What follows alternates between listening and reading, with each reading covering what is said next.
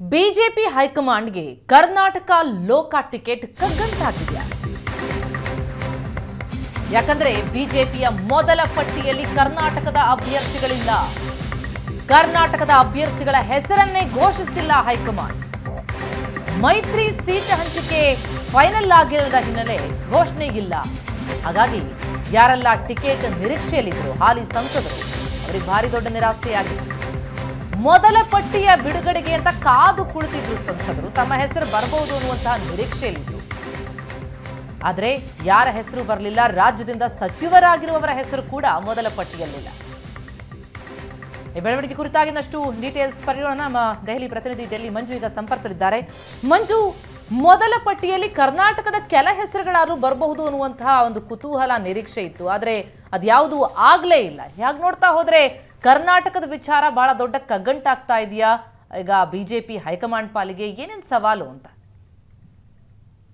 ಪ್ರತಿಮಾ, ಮೊದಲನೇದಾಗಿ ಕಗ್ಗಂಟು ಅನ್ನುವಂಥದ್ದು ಬಿಜೆಪಿ ಮುಂದೆ ಇಲ್ಲ ಅನ್ನುವಂಥದ್ದು. ಯಾಕಂದ್ರೆ ನಿನ್ನೆ ಪಟ್ಟಿ ಪ್ರಕಟ ಮಾಡುವಾಗ, ರಾಜ್ಯಗಳ ಹೆಸರು ಪ್ರಕಟ ಮಾಡುವಾಗ ನಾವು ಬಹಳ ಕುತೂಹಲದಿಂದ ನಾವು ನೋಡ್ತಾ ಇದ್ವಿ ನಮ್ಮ ಕರ್ನಾಟಕದ ಹೆಸರು ಬರ್ಬೋದು ಅಂತ.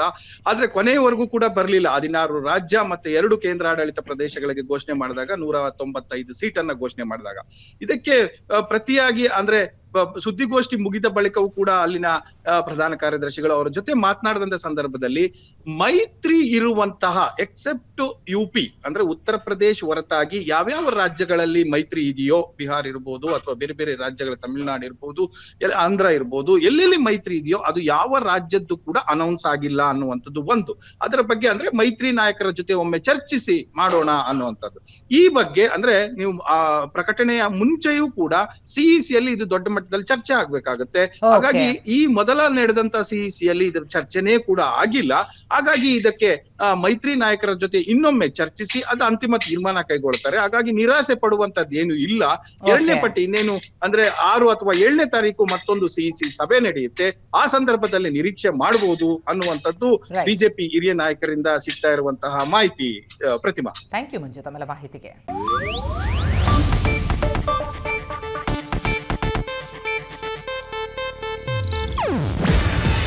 ಇದು ಏಷ್ಯಾನೆಟ್ ನ್ಯೂಸ್ ನೆಟ್ವರ್ಕ್ ಪ್ರಸ್ತುತಿ.